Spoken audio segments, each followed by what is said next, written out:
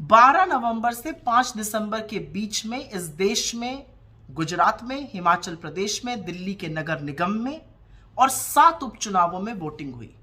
Voting के नतीजे आने के बाद एक बात तो साफ है कि चुनाव के पहले भारतीय जनता पार्टी की सत्ता दिल्ली के एमसीडी पर थी, गुजरात में थी और हिमाचल में थी। भारतीय जनता पार्टी हिमाचल हार गई, दिल्ली नगर निगम हार गई, 7 उपचुनावों में से 5 उपचुनाव हार गई और एक गुजरात जरूर जीता। तो हार और जीत का जो रेशियो है वो 3:1 का है। हारी है उपचुनाव हिमाचल और दिल्ली एमसीडी, जीती है गुजरात। गुजरात की प्रचंड जीत है, बिल्कुल प्रचंड जीत है, उसकी बधाई देते हैं। लेकिन क्योंकि गुजरात की जीत का सेहरा मोदी जी के सिर पर बांधा जा रहा है, तो यह भी बोला जाएगा कि गुजरात में चुनाव जीतने के बावजूद भी स्थिति जस की तस है। 40 लाख लोग बेरोजगार हैं, 1.5 लाख परिवार गरीबी की सीमा रेखा के नीचे हैं, 22 पेपर लीक हुए हैं, 150 लोगों की मौत का कारण क्या था मोरबी में, कौन गुनहगार है, ये किसी को पता ही नहीं है। महंगाई से लोग जूझ रहे हैं, बेरोजगारी से लोग जूझ रहे हैं, वो स्थिति जस की तस बनी हुई है। पर क्योंकि सेहरा मोदी जी को बांधा जा रहा है, ये सवाल पूछे जाएंगे। खैर, अब आते हैं हिमाचल पर। देवभूमि की देवतुल्य जनता ने हमको अपना आशीर्वाद दिया है, 40 सीटों से बढ़िया बहुमत हासिल किया है। भाजपा की सिर्फ 18 सीटें ही नहीं कम हुई हैं, 6% वोट में भी गिरावट आई है। हमने तो खैर चुनाव मूल मुद्दों पर लड़ा था, चाहे वो पुरानी पेंशन स्कीम हो, अग्निवीर की खिलाफत हो, सेब बागानों की बात हो और बेरोजगारी से जूझते लोगों को राहत देने की बात हो। लेकिन सवाल यह जरूर बनता है कि हिमाचल का चुनाव भी मोदी जी ने अपने ही चेहरे पर वोट मांगा था, अपनी आत्मीयता बताते थे हिमाचल से, तो ठीकरा उनके सर पे क्यों नहीं फोड़ा जा रहा है?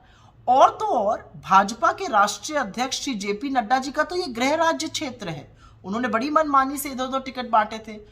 तो जीत का सेहरा गुजरात में मोदी जी पर, यहां पर ठीकरा फोड़ा जाएगा किसी छोटे नेता पर। खैर, कोई बात नहीं। अब बात करते हैं इस चुनाव में आम आदमी पार्टी की भूमिका की। आम आदमी पार्टी की गुब्बारे की हवा तो इस चुनाव ने निकाली है। अरविंद केजरीवाल जी भविष्यवाणी करने वाले ज्ञाता बन गए थे, अखबार पे, पेपर पे लिख कर देते थे कितनी सीटें आएंगी। 90 का दावा किया था गुजरात में, 5 पर आ गए। और तो और बात करते थे हिमाचल में सरकार बनाने की, 0 वोट शेयर और 0 सीटें आई हैं। तो कोई पूछे अरविंद केजरीवाल जी से, आपने पहाड़ से पलायन क्यों किया और आप क्या सोच के गुजरात लड़ने गए थे? आप हर उस जगह क्यों जाते हैं जहां पर आप सेंध उन वोटों को मारते हैं जिसके कारण भाजपा की जीत सुनिश्चित हो जाए? खैर, ये उनका अपना मसला है और उनको अंततोगत्वा इस देश को बताना पड़ेगा कि उनकी विचारधारा क्या है। वो क्यों बलात्कारियों की रिहाई पर चुप हो जाते हैं, वो क्यों ड्रग्स पे चुप रहते हैं, वो क्यों दंगों पर चुप रहते हैं, वो क्यों बुलडोजर चलने पर चुप रहते हैं, लोग पूछना चाहते हैं अब। और दिल्ली की जनता ने आपको एक बहुत बड़ा सबक सिखाया। ऐसे वैसे नहीं जिताया दिल्ली की जनता ने, दिल्ली की जनता ने आपको इसलिए जिताया है क्योंकि आप एक क्षेत्रीय दल है। आप अपनी जिम्मेदारी का निर्वाह अच्छी तरह से दिल्ली में कर पाइए, इसलिए दिल्ली की जनता ने जिताया है, क्योंकि आपकी आदत है दोषारोपण करने की और इधर उधर की बातें करने की। खैर, जो उपचुनाव हुए उसमें से 2 को छोड़कर 5 उपचुनाव भारतीय जनता पार्टी हार गई। राजस्थान में, छत्तीसगढ़ में, उड़ीसा में, उत्तर प्रदेश में।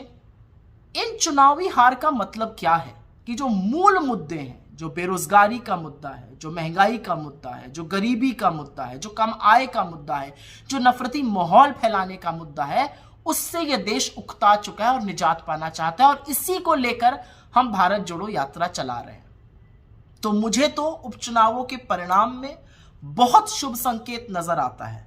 अगर आप वाकई में देखिए तो गुजरात के बाहर इस देश ने भारतीय जनता पार्टी को नकार दिया है और इसी के कारण भारतीय जनता पार्टी के मुख्यालय पर जो बढ़िया जश्न मनाया जा रहा है वो एक्चुअली भ्रमजाल फैलाने का काम है। क्योंकि हारे तो आप हिमाचल में हैं, हारे तो आप दिल्ली के एमसीडी में हैं, हारे तो आप 5-5 उपचुनाव हैं, तो जश्न मन किस चीज कर रहा है? खैर, ये उनका मतलब है, ये उनकी बात है, वो जैसा चाहे करे। हम तो जिस जनता ने हमें हिमाचल में जिताया उसका अभिवादन करते हैं और गुजरात की जनता को ये विश्वास दिलाते हैं कि एक नई परिकल्पना से, एक नई सोच से, एक नए तरीके से आपसे फिर से जुड़ेंगे। आपका विश्वास जब तक हासिल ना कर लें दोगुनी मेहनत करेंगे और आपका विश्वास हासिल करके ही रहेंगे। बहुत बहुत धन्यवाद।